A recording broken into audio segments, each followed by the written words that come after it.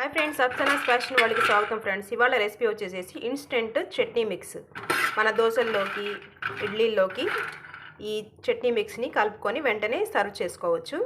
దీనికి ఫస్ట్ శనగ విత్తనాలను వేసుకొని ఫస్ట్ దోరగా వేయించుకోండి. వేయించుకున్నాక ఇలా ఒక వెడల్పాటి గిన్నెలో వేయండి. నెక్స్ట్ ఇప్పుడు పుట్నాలను కూడా కొంచెం వేయించుకోండి.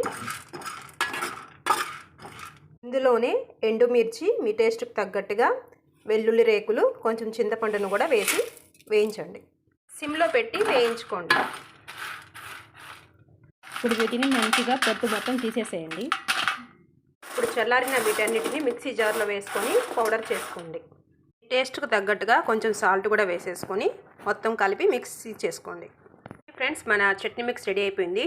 దీన్ని ఒక డబ్బాలో వేసి స్టోర్ చేసుకోండి. మీకు 1 మంత్ వరకు బాగానే ఉంటుంది.